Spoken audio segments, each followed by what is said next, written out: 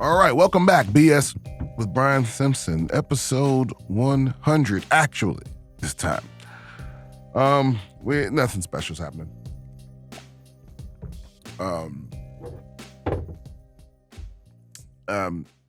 Yeah, we're back. Just fresh, all back from Tacoma, Washington, the Seattle area. Good shows, good crowds. The next show coming up is the Netflix is a Joke Festival. I have a show on Tuesday the 7th, I believe. Yeah, Tuesday the 7th at the Comedy Store in the main room. Like I said, I think there's not very many tickets left for that, but it's not completely sold out yet. So, if you're going to be in LA, that's going to be the spot to be on that Tuesday. I mean, there's a lot of shit going on, But my show is there on the 7th at 8 p.m. at the Comedy Store. Tickets are still available. Go to BrianSimpsonComedy.com or go to ComedyStore.com and get those motherfuckers now. I'm also coming up going to be at the Desert Ridge Improv in Phoenix. That's coming up on May 17th. And Jimmy Kimmel's Comedy Club in Las Vegas, right? Yeah, and that's coming up on June 14th and 15th. Those are the ones that are coming up pretty soon. I'm also coming all over the place. If you want to see other cities, just go ahead and go to BrianSimpsonComedy.com. I'm coming to a lot of other places. What else? Also, check out my Netflix is a Joke serious show called Stories from the Road. That is premiered on Sirius, on Netflix's Netflix's Joke radio channel on Sirius. And don't forget, each and every Tuesday at 7:30 and 10:30, Bottom of the Barrel at the Comedy Mothership, improvised stand-up comedy show, never the same show twice. Sponsored by Buckasalt. Okay, thank you for tuning into the podcast. I'm going to kick off with emails because that's my favorite shit, to answer fan emails. Sometimes people want advice. If you have any questions, comments, concerns, you want advice from the advice champ, just go ahead and email me at BSwithBrianSimpson@gmail.com. That's BS with Brian Simpson, the name of the podcast, at gmail.com. First, we starting off with Isaac. Big fan of your comedy and the pod. A good friend of mine just found out his girlfriend of 8 years has been cheating on him for the last 9 months. They share an apartment lease and a few cats. She works. He is currently in a PhD program. They split all costs 50-50. Basically, he had a suspicion, so he checked her phone while she was in the shower and found a massive history of texts confirming that she's been having sex with at least one other person. He confronted her about it, and she confessed, but they still have another month and a half on their lease. We've been brainstorming revenge ideas, but nothing seems sufficient. All I really know about her is that she is a militant, ethical vegan, so my best ideas so far include tagging her in a bunch of barbecue photos on Instagram and spamming her inbox with butcher shop email subscriptions. As you can see, these ideas are very dumb, so I'm reaching out to you for help. My friend is a very kind person who was already under a lot of stress from his PhD work, and the discovery of his girlfriend's infidelity has really put him in a bad place. Please help us find a way for my friend to exact his revenge. Well, listen, when it comes to stuff like this, when it comes to, infidelity, I honestly don't recommend revenge. Because look, the revenge is going to be finish your PhD program and leave that bitch alone. That's the best revenge is go live well, go succeed. Also, I find people that make veganism their whole personality, they're usually trash people. You know what I mean? Now, I'm not saying vegans are trash people. I'm saying any kind of virtue, anybody trying to make virtue their whole personality, they usually garbage people. Anyway, just be glad you dodged the bullet. Stop coming inside her for sure, because I know you're doing that. Stop, just stop dealing with her. Finish out your lease, finish your PhD program, and get as far away from that bitch as possible, because I guarantee you, she's cheating on you with somebody that's not on your level. You know what I mean? Because that's what it is. Like women like this, what they say they want ain't really what make they pussy jump. You know what I'm saying? They want a good guy that's focused on his career, that's, they want to marry a doctor and all this other, but that's all a on paper checklist to impress their friends or their mama or whatever. But they really, she cheating on you with a trash nigga, with a dude that ain't about shit, with a dude that can't go 50-50, all of that other kind of shit. So I guarantee you, by the time you finish your doctorate and you balling out of control, that's when she gonna pop back up. They always do. They always do. When it come to this kind of stuff, I'm telling you, when you focus on yourself, when you focus on improving yourself and your own life, that's when you gravitate towards your people, and that's when hoes like this start coming out the woodwork. See, you spent your whole time all about her, and she don't respect that. She wants, like, young, immature women, they would rather earn the respect of a dude that don't respect them than wallow in the respect of a dude that already does. And I don't know what that's about. You know what I'm saying? I don't know if it's a daddy issue or whatever. I'm not a psychologist. But you don't give her any more of your energy, Like, revenge plots are reserved for, if she had done something further than cheating on you, if she'd given you some kind of permanent STD, or if she had, was maxing out your credit cards by, taking other dudes on trips and shit like that. But her just infidelity, I don't think that's worth taking your focus away from becoming a doctor. Because, like I'm telling you, you just becoming a doctor is enough revenge. Because, she gonna get ran through by, these other vegan niggas, these broke motherfuckers that, they be building sculptures at Burning Man and shit, and they ain't got nothing else going on.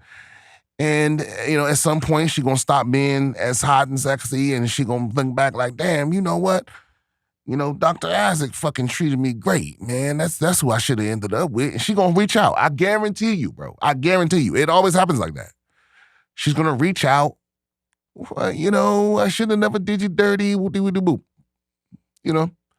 That's really my sincere advice. I know that may be surprising coming from me, but this is not worthy of plotting revenge to me.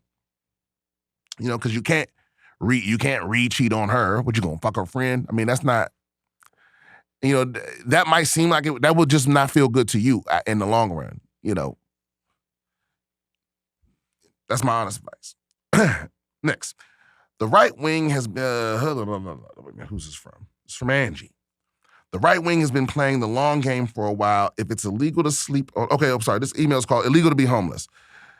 If it is illegal to sleep on the street, the homeless are still going to sleep on the streets because where are they supposed to go? Good point.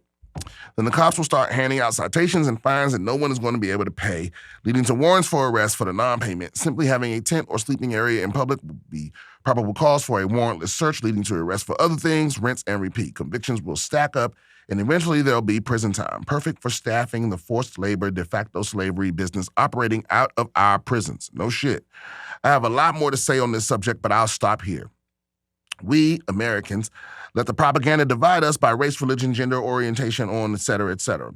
When really, the only divide we should recognize is class. The 1% want the rest of us to be legislated into literal slavery. The 1% doesn't care how we live or if we live, as long as there's enough of us to work for them. They want to keep us stupid and reproducing.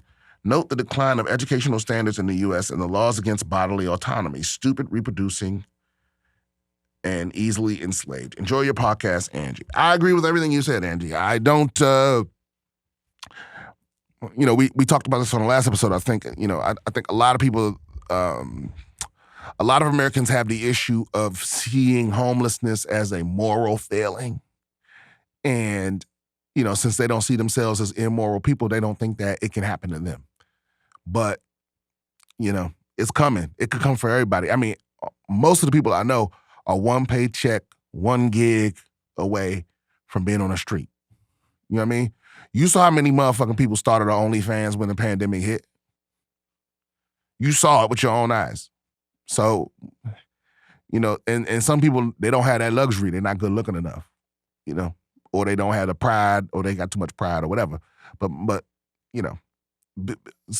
some people, they look down on people that have lost their shit. They see them all as like, oh, that's a drug. You know, most people don't realize that like half of the people on the street didn't start using drugs till they was on the street.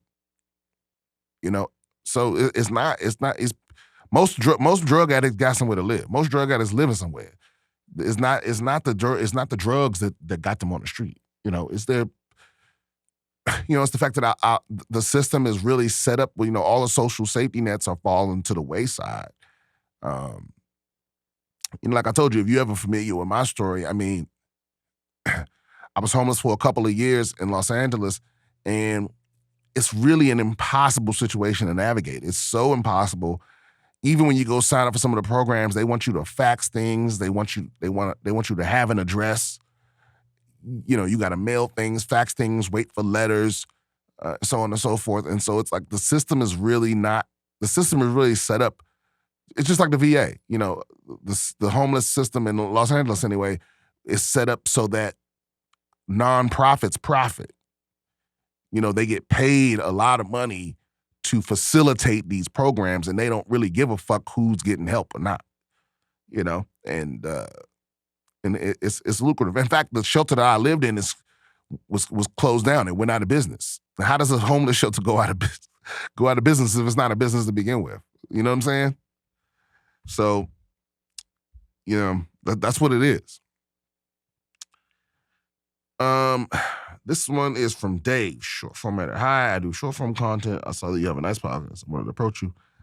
Yeah, we'll talk about that later. This is from Jeremy and Steph. Okay, hello. My partner and I caught your show at the Tacoma Comedy Club last night. We've so much enjoyed to see you live on YouTube, Netflix, etc., etc. Over the years, we've had some so-and-so shows over the last decade, seeing comedians live compared to their on-TV performances. I've got to say, you are funnier and better now than I've ever seen you. Thank you so much for being you. It's fantastic to experience someone who is intelligent, thoughtful, and as funny as all fucking hell. Many, many thanks. Namaste, Jeremy and Steph. Well, thank you, Jeremy and Steph. That was very sweet and thoughtful. I appreciate that. This is from Zach. Z-Money. Okay. What's up, Brian? Z-Money here again. I did end up going back to Tokyo. Oh, okay. It fucking sucks because every time I leave for Japan, you have a show booked for Seattle, Tacoma. I wanted to reach out to get your take on the recent rap beef between Kendrick Lamar and Drake. Short backstory. Kendrick, Cole, and Drake exchanged fiery verses in rapid succession, essentially about who is the best. Metro Boomin and Future dropped the album and called We Don't Trust You, and Kendrick ignited the beef on a song called Like That, yeah? J. Cole and Drake responded with diss tracks. Personally, I found the move by J. Cole's deleting his diss track on Kendrick Lamar to be pussy.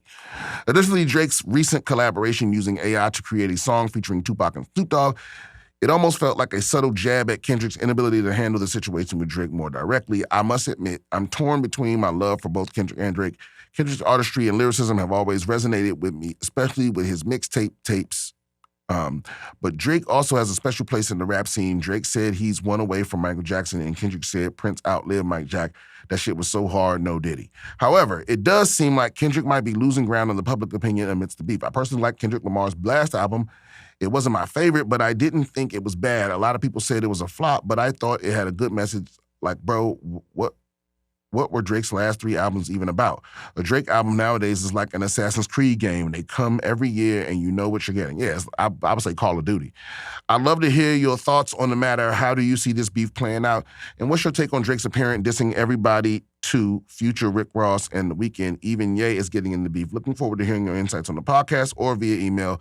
Love, no diddy, Z-Money. Okay, listen, it's funny that you sent this email today or yesterday because Kendrick just dropped a response this morning. If you don't know, I record my podcast on Tuesdays. Kendrick dropped a response this morning that I thought was dope. It was like a 6-minute track called Euphoria, which I thought was pretty dope. Yeah, man. I mean, I was already over the beef already, just because you know, for me, it was never really a question of who was the best. I've enjoyed all of Kendrick's albums. Obviously, some are better than others. Most people would say Good Kid, Mad City was the best one. Some people, it's a small contingent of To Pimp a Butterfly people, but Kendrick's never dropped a bad album. And I would say, look, if you love Drake, Drake's never dropped a bad album. I mean, but like you said, Drake is what it is. It's Call of Duty. It's Assassin's Creed. It's like it's gonna be a new one every year, and it's gonna be updated, here and there. But it's gonna be Drake, and a lot of people rock with Drake. He is, he's been relevant for a long time because he's constantly dropping music. And Kendrick doesn't really have to do that. There's only one person in this whole thing that dropped one verse that the whole rap game has to respond to, and that's Kendrick Lamar. And he's done it several times. When we say one verse could fuck up the game, he's done it quite a few times. He did it with the Control verse. He did it with the BET freestyle. And he did it again with the Like That verse. And like nobody else has that kind of gravity. I don't think it's ever been a discussion about who's the best lyricist. I mean, I think Kendrick has always kind of won that by default. J. Cole being a close second. And it's not that Drake can't rap, but I just mean, you know what it is, and I think Kendrick kind of cooked him on this last joint. So, it's interesting for them to go back and forth, but it doesn't excite me like it did before when I was younger, and maybe that's just because I don't really see them as top people. Now, listen, I don't see Drake and Cole really as I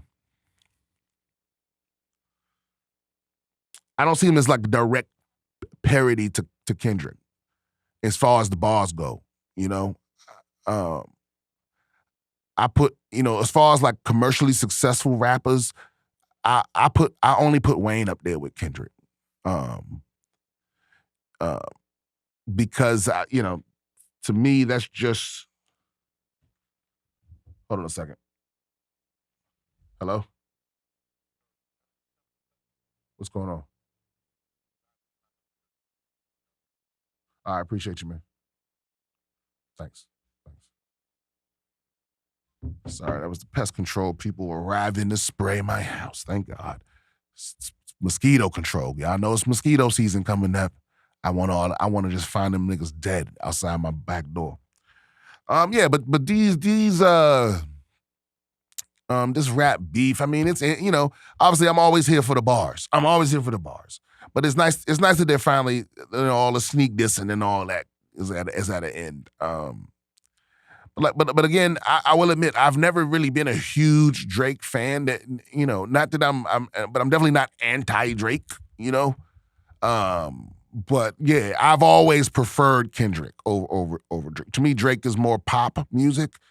Not that he's never dropped no dope shit. You know what I mean? Drake has hits after hit after hit after hit after hit. A lot of his shit is dope. But I'm never like clamoring like for a Drake drop, and so maybe I'm a bit biased or whatever. But anything to make these niggas rap instead of tweeting, that's all I want. Like all the rappers that be beefing on social media and shit, like I ain't trying to hear that shit, nigga. Rap. That's how I am. So I'm here for the raps, and so far, I didn't think anything that dropped after Like That was as good as the Like That verse. And so, I thought the Tupac and Snoop AI voiceover, I thought that was kind of corny, but again, other people feel completely the opposite. They say, oh, it was creative. It was this, it was that. And, whatever. I just want to hear niggas rap, what's in the bars? Because this is about who's the best MC, not who's the best memer, not who's the best tweeter, not who's the best anything else. So, it's interesting. Kendrick Lamar basically today, he took, you could go hear it yourself and see. He's saying a lot of like deep cut shit, which is, it's going there. And I don't think this is the end of it. Hopefully, we don't have to go like another 2 or 3 months because Drake probably has a response already in the tuck because it seemed like he was trying to bait Kendrick out. Like he kind of did Meek Mill, And I'm pretty sure Kendrick Lamar, I mean, it's been a couple months, a little over a month. I'm pretty sure he probably got something else in the tuck as well. So I'm interested to see how it plays out. But again, to me, it's not even really a debate about who's the best MC. You know. All right, next.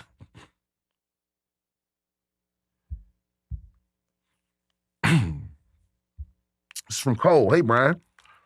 I'm a young black comedian in the Midwest and a huge fan of yours. I'm 25 years old and have a low-level, easy corporate job in the insurance world.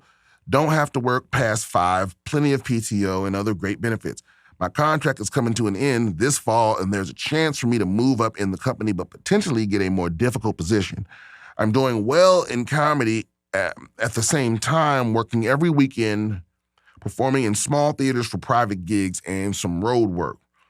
Wondering if I should just stick to the easy job that allows me to do comedy well or keep moving forward in this corporate world until I can truly do comedy as a full-time gig. Thanks for all the content and hope to work with you in the future. Yeah, man, keep moving forward in the corporate world until you can do comedy full-time. I mean, listen, at some point you gotta jump out there. At some point you gotta just go all comedy. But don't do that shit at the interest of you starving and shit like this. You know, because listen, I don't tell my comedy story about the homelessness and the struggle and all that. I don't tell that to romanticize the struggle. I think too many people do that. You don't gotta fucking struggle, man. Struggling is bullshit. You know, but you gotta be true to yourself. At some point, you gotta take a risk. You know, because the risk you're taking, the thing is, you're taking a risk either way, right? If you go deeper into the corporate thing, you risk making such a good living and such a good money and maybe at some point having a family that depends on that income to where it becomes impossible for you to take the financial gamble of leaving that world and only stand-up, right? But if you go all stand-up, you run the risk that, because I had good corporate jobs before this, but I can't go back and do them shits. I have a fucking 13-year gap in my resume. How am I going to explain that away? You know? So it's that. It's going to be hard for you to go backwards and pick it back up or fall back because when you jump into the comedy shit, you will financially struggle. And some people do pull it off with a family. Some people pull it off with a family. I commend those people. My man Dustin Nickerson, I think he's had a family the whole time. I don't know how the fuck he did it, but then again, his wife is a rock star. You know what I mean?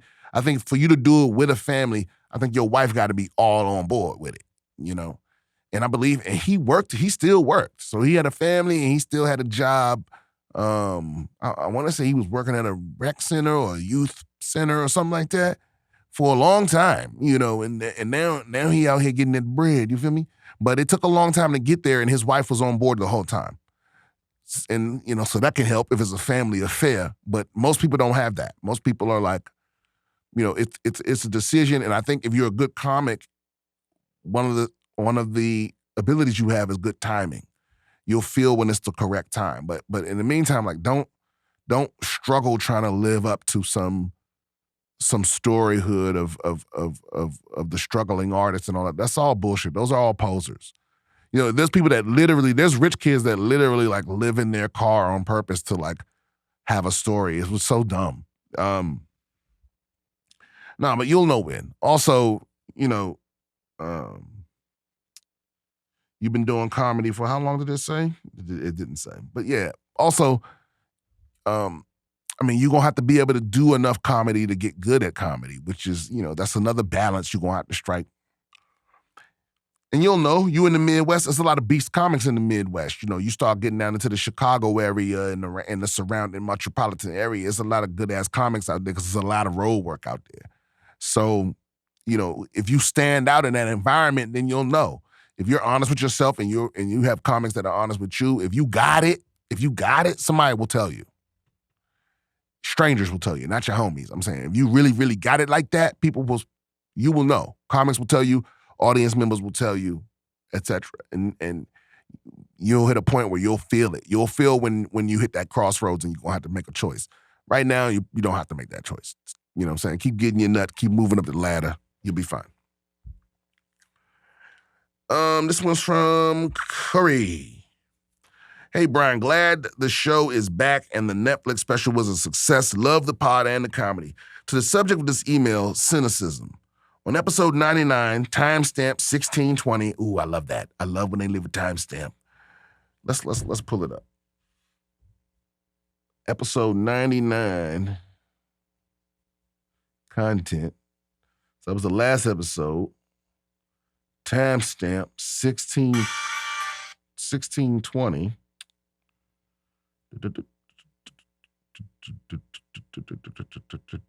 Okay, 18 is fine. 16. I got a 1614. I don't know what the solution to that is going to be. People. Okay, so timestamp 1620. You were talking about people not being able to live comfortably, making 5 to 6 figures because of the economy. Is that what I said? Making, 5 figures, 6 figures. That's living check to check. Because we out there like that. It's like that's how bad. So I don't listen to these motherfuckers that be talking about, the economy. They talking about the stock market, nigga. The economy to me is the average person struggling. The average person that's working hard, that's working their 40 hours a week, that can still barely get by. That's one paycheck away from being on the motherfucker. Oh yeah, we were just talking about that in this episode as well. Yeah. Also touching on the subject of people being able to rent homes without actually owning them. With all that being said, and the seemingly repetitive history of this country shitting on the lower class, and now seemingly pushing those considered middle class to the lower class, which brings me to a few questions like, how does anyone not see the inevitable collapse of this economy? I have no idea. I've been saying this for years. It feels like the beginning of the end, like it's a slow slide, and because we were so far ahead of everyone else, even us sliding, we're still the best, and us being the best makes us feel like we don't have to improve, we don't have to do anything, and that's what's going to kill us. Also, how we all stand by while the government is clearly lying to our faces. Well, this is also the era of the death of truth. It's so easy it's easier to find the truth than it's ever been, but it's also easier to find lies. You're surrounded by lies and misinformation and spin and all these political things. It's really hard to tell what is true. And because of our lack of education, the average person doesn't have, the tools to discern what is true, or even to break things down to their logical components and have an objective as possible analysis of information. So most people believe what they want to be true, and whatever you want to be true, it's a website out there that's going to tell you. So it's the beginning of the end, man. Also, do the people capitalizing off the lower class not realize once they crush those people out of the economy, they themselves become the lower class? Yeah, just a few thoughts. I would like to hear your thoughts on. Hope you read this email and can't wait to hear the new pod episode. Definitely enjoy your perspective. Yeah, man. I think when you look back at the collapse of all the great empires of the past, it's always started with tremendous wealth inequality. Because what happens is, if you just take the idea to its extreme, once only a few people have any money, then money becomes meaningless. The lower class have no reason to not rebel. You know what I mean? It's like you ever play one of those Fallout games and you realize how in that game cash is useless. You can find $10,000 cash, it doesn't mean shit. Bottle caps are currency in the Fallout games. Why is that? Well, it's because what does cash mean? It doesn't mean any. It doesn't if everybody doesn't have the ability to get any, then it doesn't mean shit. Its only value is that we all agree that it's valuable, right? And we all only agree that it's valuable because all of us have the chance to get enough. It doesn't really make any sense. But I don't think greedy people. I don't think it has to make sense to them. I don't think that I don't think there's any kind of logical argument that's going to convince them otherwise. The very, very, very, very richest people in the country don't. It's very difficult for them to even think about things from the perspective of someone that isn't that rich. They'll say, it's just like you ever have a rich friend that's like, why don't you just get like 10 grand from your dad? People that say shit like that. People go, well, why don't you just buy why don't you just get a backup generator? Why don't you just have they don't understand that like most people don't have access to those kind of things. That's the solution. If the solution to a problem is money, then you need money to solve the problem. And if most people don't have enough money, then what are they supposed to do?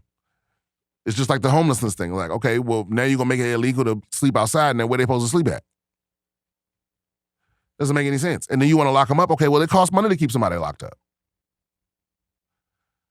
All of these tough on crime people that's like, lock them up. They don't understand. Like, that's even more expensive than just giving them somewhere to live. But then, but if you give them somewhere to live, well, now that's socialist. Okay, well, then what you want then?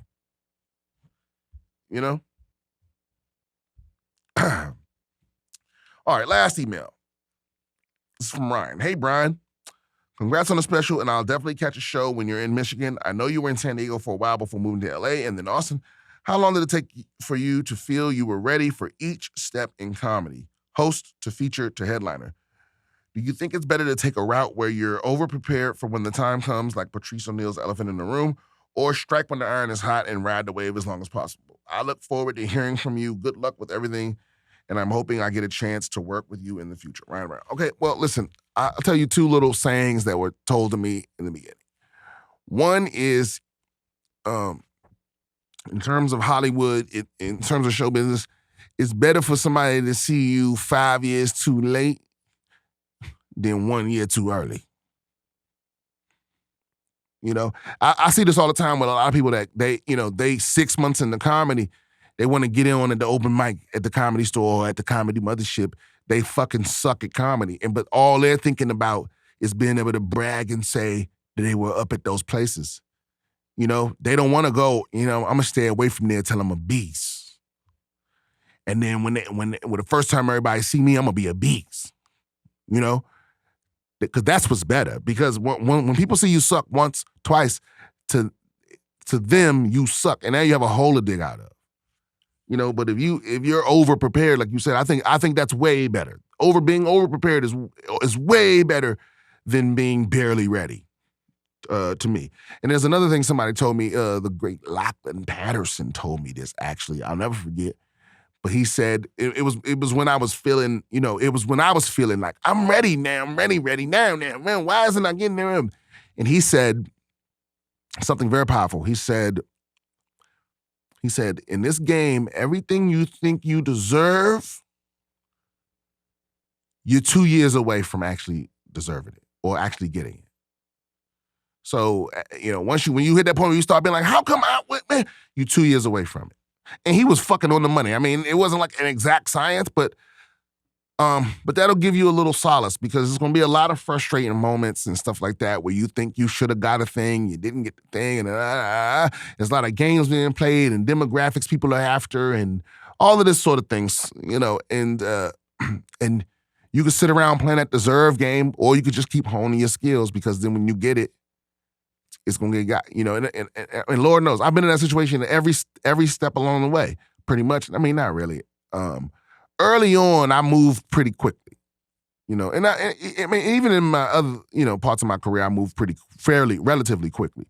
But it was I always thought I was ready way before I got a thing, I got, I was pretty much, I was opening and I was featuring on the weekends at my local club about a year into comedy.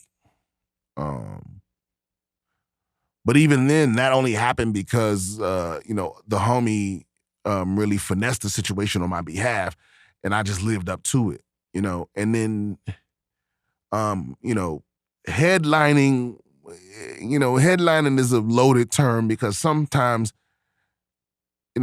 headlining to some people means that you went last, or that your name is on the bill. But you're not really a headliner unless your name brings people to the place. That's what like if I put you in the newspaper, it's going to make people come.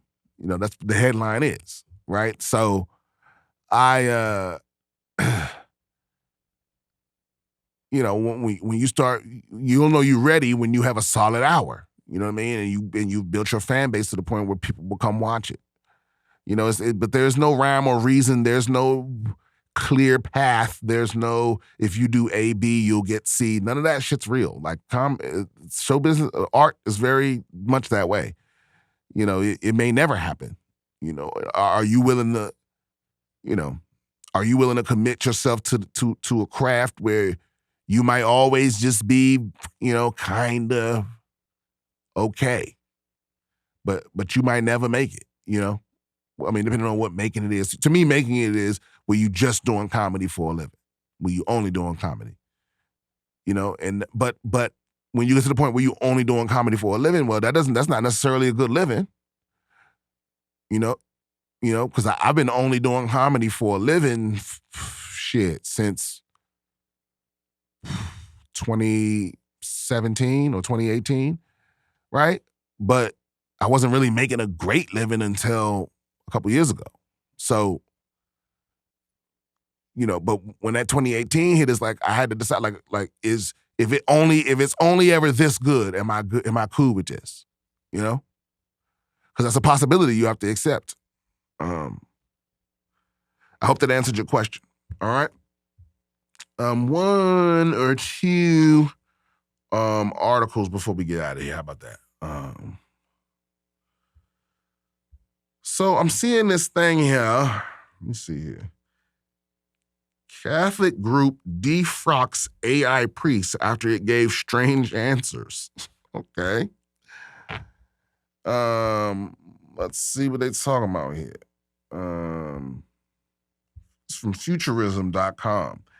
Yes, my friend, I am as real as the faith as we share. What? The Catholic advocacy group Catholic Answers released an AI priest called Father Justin earlier this week, but quickly defrocked the chatbot after it repeatedly claimed it was a real member of the clergy.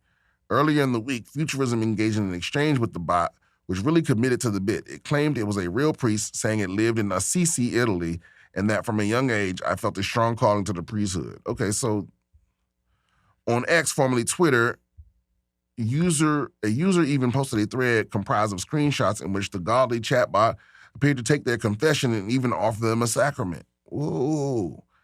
Our exchanges with Father Justin were touch and go because the chatbot only took questions via microphone and often misunderstood them, such as a query about Israel and Palestine, to which it puzzlingly asserted that it was real.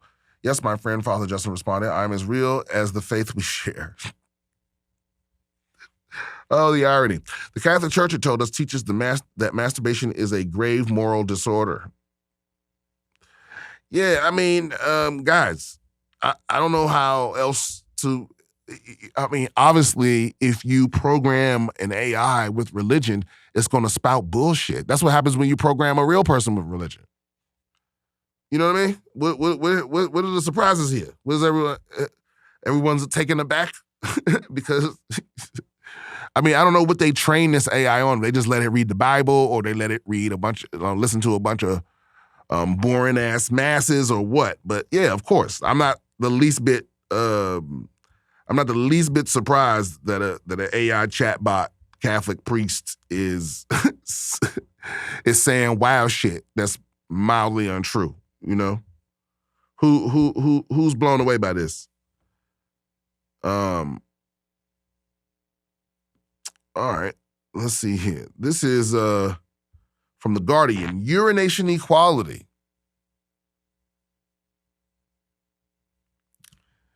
Urination Equality. Now, okay, let's just see what it is. Because what could this be?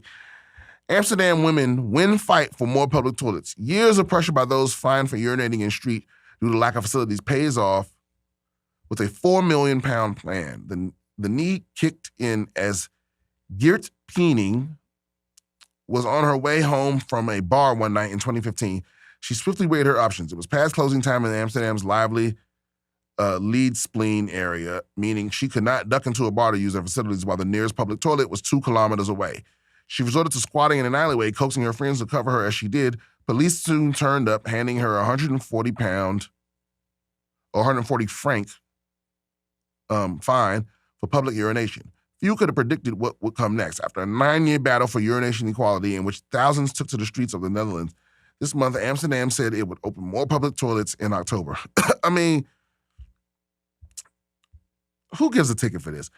Peening, the 21-year-old, penned a letter challenging her fine, pointing out that Amsterdam was home to 35 public urinals for men and only 3 public toilets for women. It doesn't only affect women, but also people in wheelchairs, she said.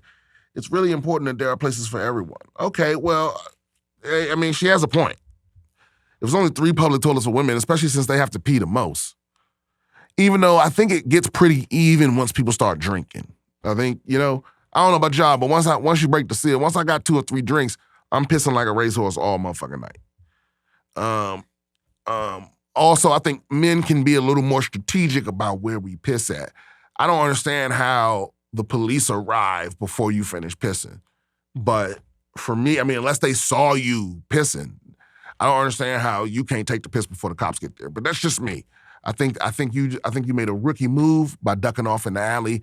I mean, you made a rookie move by having the girlfriends cover you. That's drawing attention. You're supposed to duck off in the alley, get the piss off, and get up out of there. And again, maybe it's not as easy for women because you can't whip it out. Like a man, I can walk while I'm pissing. I can walk down the street. I can draw my name, all this other stuff. So, once again, are we created equal? Probably not. Okay, last article. 85-year-old victim alleges prostitute carjacked him after sex. Woman arrested, PBSO. Man, y'all got to watch out for these hoes. I'm trying to tell y'all. All these hoes ain't victims of sex trafficking. In fact, most of them ain't. The street walking hoes, they con women just like, you got to be weary of these hoes. Stop trying to save them, all right? And even if they are, a lot of times, it's like child soldiers. It's like, yeah, it's a shame and they children, but they'll still fucking shoot you. You understand what I'm saying?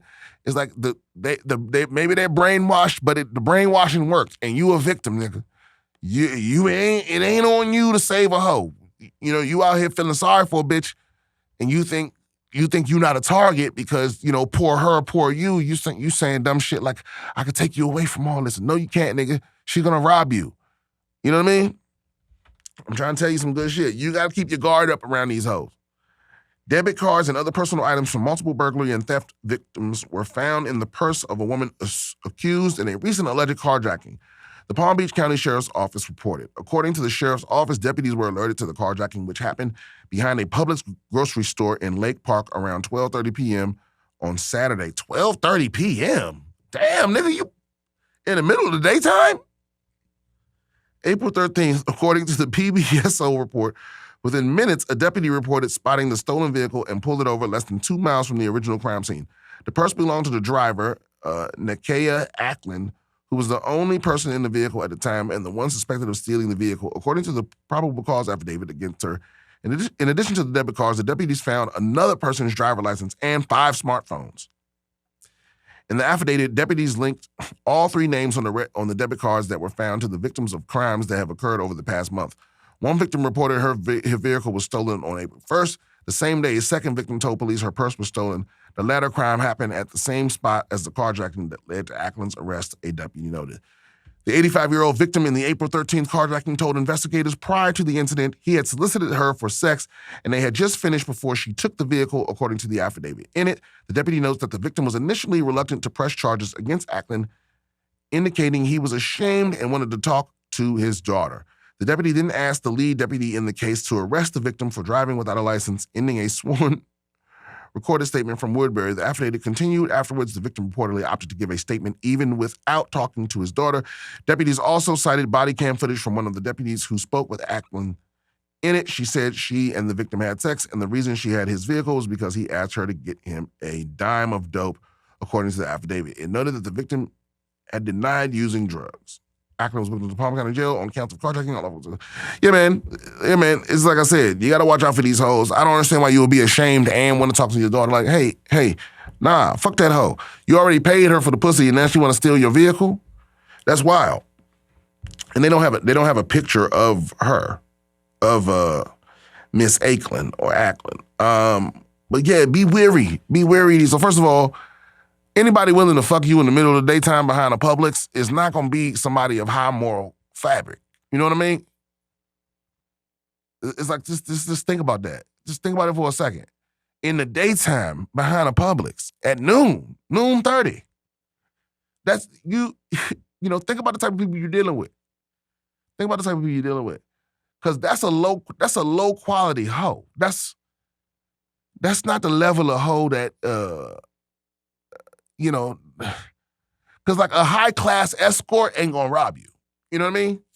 Like the type of lady which she's charging $500,000. Like the type you gotta the Heidi Klum type of bitch.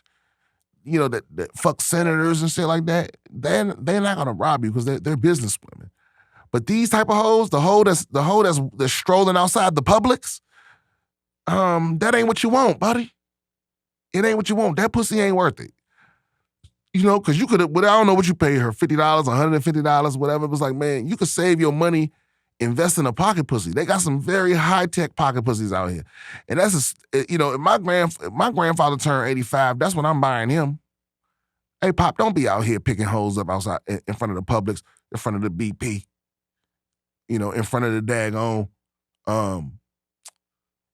Buc-ee's. You know what I'm saying? You picking a hoe up at the Buc-ee's. They got everything at Buc-ee's but pussy. That's not the one you want. You gonna fuck her behind one of the 1,000 gas pumps and think she not gonna rob you, nigga? Come on now. And you definitely gonna catch something. These type of hoes got the Merkin. They got 3-4 Merkins. To hide all the sort like that. That's a bottom of the barrel bitch. That's a damn catfish. That's what catfish should be reserved for. The bottom feeders. Not the people that pretend to be one thing and they not. I don't know why the catfish is the term. Catfish should be for the fucking bottom feeder, bitch. That's a wow. I mean, because it's one thing to be a hoe, but it's another thing to be a hoe outside the Publix in the middle of the day. That's a desperate hoe. That's a hoe that is, she probably been decertified by the Hoe Association or something. Like she done lost her credentials and now she's hoeing in the only place she allowed to be. I don't know. And, damn, we tried and we failed once again to end the podcast on a positive note. But we've learned a lot today. Sometimes the best revenge is the best revenge is to keep it pushing. Okay? Sometimes the best revenge is to keep it pushing. Sometimes, a daytime hoe is not the hoe you want. Okay? And comedy, just like life, is all about timing. All right? And we'll see y'all next time on episode 101. Have a good one.